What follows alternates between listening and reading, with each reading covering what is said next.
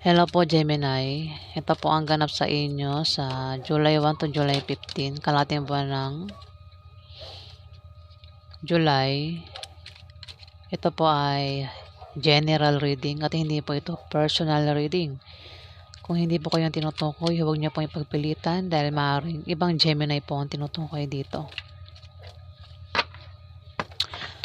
Simulan na natin. Ano ang ganap kay Gemini sa July 1 to July 15?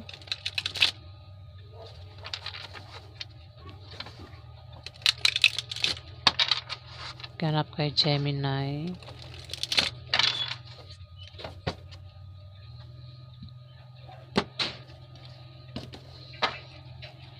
Ganap kay Gemini sa July 1 hanggang July 15.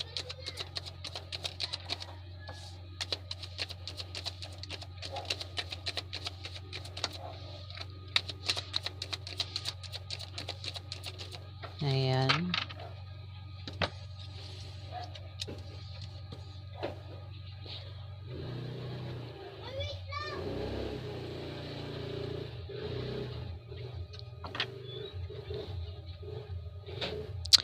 Gemini, may damon dito. Mag-ingat ka sa traidor. Mag-ingat ka sa mga taong nagbabalat kayo. Mabait pagkaharap mo. Pagtalikod mo, kalaban mo na, kaaway mo na. Lihim na kaaway ito, Gemini. Maring ito yung naiinggit sa'yo. O maring kung ano pa ang dahilan kung bakit galit ang mga taong ito sa paligid mo, no? Oh, traidor, oh.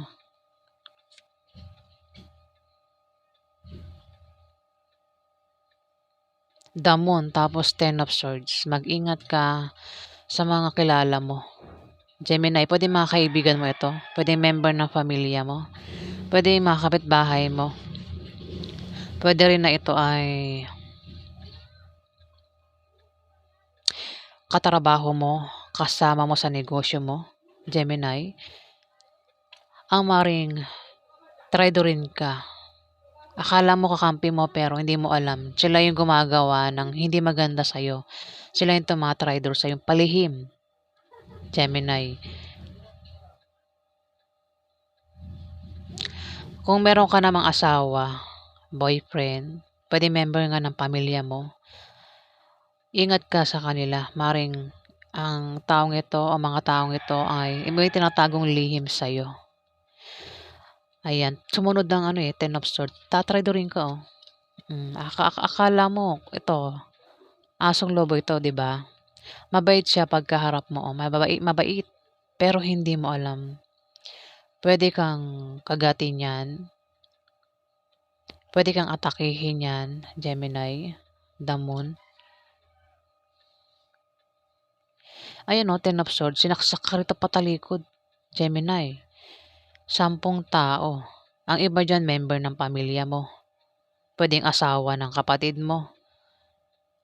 Pwede rin naman kapatid mo ang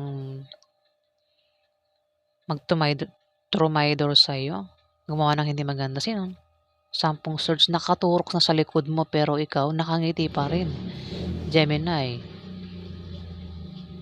Bagsak ka na, nakahiga ka na dyan, hindi mo na kinaya. Pero naka-smile ka pa rin, Gemini. Hindi mo ipapakita na ikaw ay nasasaktan, affected sa gagawin ng mga taong ito sa'yo. 10 of Swords, 10 swords, pwede nga iba kapitbahay mo. Kasi yung mga taong ito na pwedeng traidorin ka, pwedeng hindi yan magkakasama. Pwedeng hiwa-hiwalay yan, pwedeng member ng pamilya mo. Yung iba dyan, pwedeng kasama mo sa trabaho mo o sa negosyo mo. Ang iba, mga kapitbahay mo. Ang iba, kaibigan mo. Gemini. Pero hindi ka affected, Tingnan mo, Kahit masakit yan, tatlo. 10 swords, 10 tao. Tatraidorin ka, Gemini. Nakangiti ka pa rin. Diba? Kumbaga hindi kahit nasasaktan ka na sa gagawin nila, hindi mo ipapakitang affected ka. Hindi mo ipapakitang talunan ka. Kumbaga iha-hide mo sa kanila na ikaw ay talo, na ikaw ay affected sa mga ginagawa nila. Gemini. Dito, 7 of coins. Kung ikaw ay may pinaghirapan, meron kang pinaghirapan, tinatrabaho, ayan o, meron kang tinatrabaho, pwedeng ipon, invest.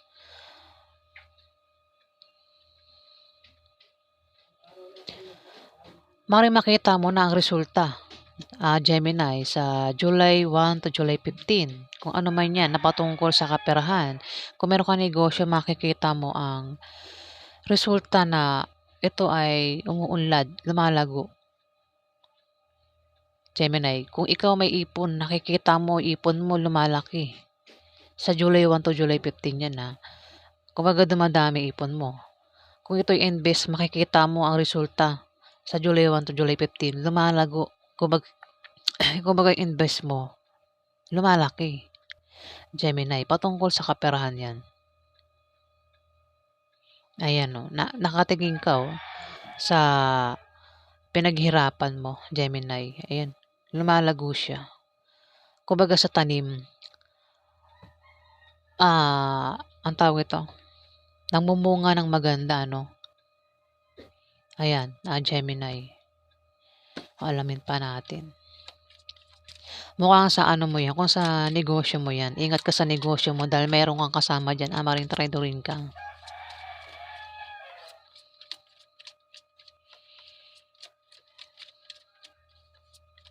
Kung sa trabaho mo, ayan, ingat ka.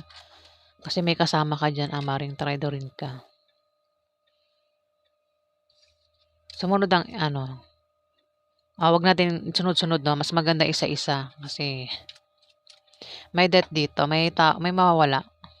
Gemini, may pagkawala. Pwede mawala ang pinaghirapan mo kasi may death. Pwedeng mawala ay tao. Pwedeng mawala pwedeng negosyo mo, trabaho mo, pwedeng may end of contract. Pwede rin naman talaga may tao mawala sa buhay mo. Pwedeng asawa mo yan, boyfriend mo, girlfriend mo, maaaring mag-away kayo at magkahiwalay sa July 1 to July 15.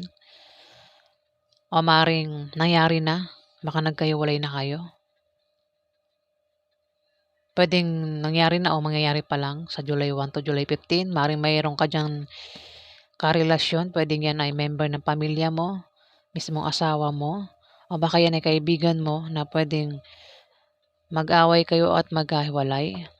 Gemini, maaari din naman na may tao rito ang mawawala sa July 1 to July 15, as in mawawala na sa earth. Wag naman, no? Kung ano pa yung death, kasi may death may pagkawala Death yan, hindi yan, walang rebirth. Death talaga to, may pagkawala, may pagtatapos. Gemini.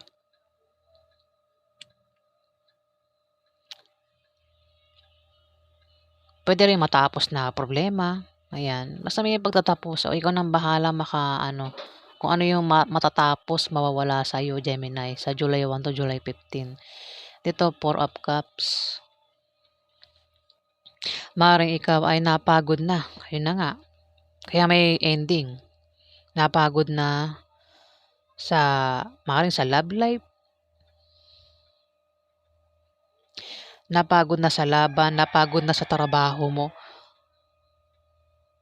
Ayan, basta makakaramdam ka rito ng kapaguran. Kaya may matatapos. Maaari din naman na may darating sa yung offers, mga alok na kailangan pag-isipan mo bago mo tanggapin. Gemini, pwedeng alok na trabaho, alok na negosyo. Pwede rin may ending, may matapos pero may new beginning. Gemini. Kasi wala siya rebirth Death lang talaga ito. Gemini, may nagpatugtog na, no? Ayan. 4 of Cups. Maring may alok nga na paparating. Pwedeng offers, pwedeng pag-ibig. Kung single ka, alokan ka ng pag-ibig kasi may ending, may natapos diba? May natapos, may nawala. Kaya dito parang may paparating na bago. Gemini, sa July 1 to July 15. Ingat ka lang na tanggapin yan, isipin mo mabuti pag kumbaga, wag ka basta-basta tanggap ng tanggap sa paparating na offers. Pag-isipan mo mabuti kung may darating na may alok sa'yo. Kasi baka magkamali ka. Dito, Ten of Wands. Meron kang dinadalang mabigat na problema dito. Ayun, no? May nagpapahirap sa'yo. O may magpapahirap nga sa'yo. Gemini, sa July 1 to July 15. O maaaring meron kang dinadalang mabigat na problema. Eto, pasanin, no? Ilan ito? 10 tao.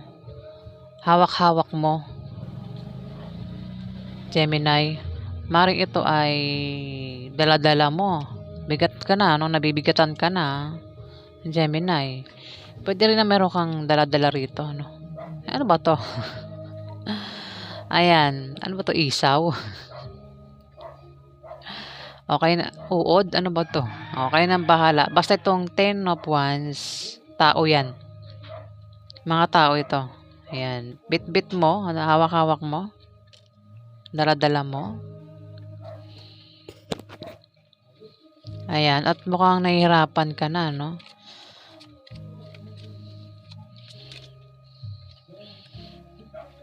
Maring yan ang pinaka-problema mo. Pwedeng may mga tao sa paligid mo ang nagbibigay ng problema mo. Ayan. Sila yung nagpapabigat sa'yo, nagpapahirap sa'yo. Gemini. Mukhang hindi mo na rin kinakaya. Pero malalampasan mo rin yan, Gemini. Kung ano man yan, mga taong nagbibigay sa'yo ng problema. Ayan. Meron ka inaantay rito, Gemini, na paparating. Pwede yung tao, balita, tawag, chat. 8 of Wands. Maaari din na meron kang mabilisang pagdidesisyonan o may tao rito ang mabilis magdidesisyon. Ingat ka, may 10 of Swords. Posible rin na may maantala na paparating na inaantay mo. Mukhang mayroon kang inaantay, maaaring maantala, hindi matuloy. Darating pero hindi sa tamang araw na inaantay mo, Gemini. Maaari din na kung may grupo ka, Gemini, yung grupo mo mag-away-away sa July 1 to July 15, Gemini.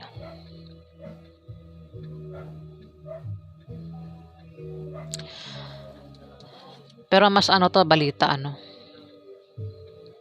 may paparating na balita. Ayan. Pwede rin naman na ikaw yung maghatid ng balita sa July 1 to July 15. Basta may tao rito. Baka naman isa kang reporter, Gemini. Ayan, may hawak siyang rito, mic. Parang ito yung reporter. Ayan, reporter ka ba? Ayan, ikaw nang bahala maka-resonate. Ingat ka lang, kasi may traitor dito. Kung hindi ikaw ito, ingat ka sa taong ito. Napaparating mo kang tao. Ayan. Baka i-chismis ka, Gemini, baka magkalat ang chismis yan, Reporter, Ay pagka-marites yan. Marites. Gemini.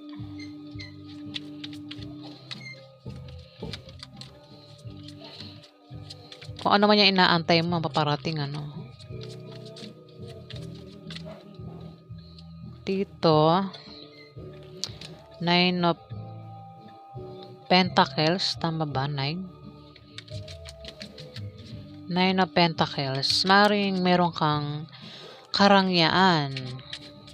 Ayun. Okay yung kaperahan mo.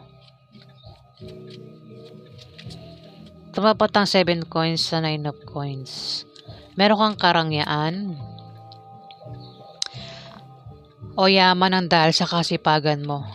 Ayan. O maring mana na natanggap mo o maring paparating pa lang yan sa July 1 to July 15. Maring makatanggap ka ng mana, karangyaan, pwedeng blessing, promotion, swerteng darating sa'yo. Maring makatanggap ka ng rewards ng dahil sa kasipagan mo, Gemini. Pwedeng invest na lumalago. Maring kolektahin mo na yan sa July 1 to July 15 yung invest mo. Pwedeng ang iba sa inyo may status sa buhay, may kaya. Ayan, ang iba sa inyo may kaya. Walang nalalaglag na cards. Ano pa ganap? Oh, mukhang meron ditong Queen of Wands. Kung hindi ikaw ito, Gemini, may Queen of Wands dito. Ayan. Pwede siyang tinutukoy ng 9 of Coins na may kaya o may karangyaan na o siya may matatanggap. Ayan.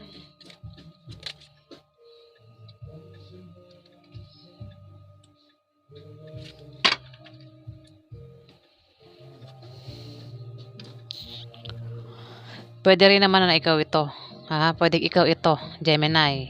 Maring kunin mo ang ugali nito Si Queen of Wands, charismatic.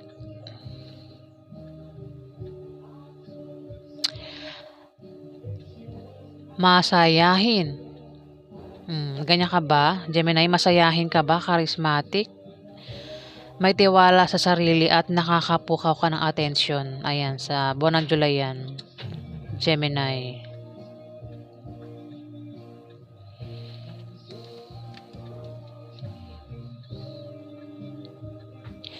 Dito may 7 of Swords.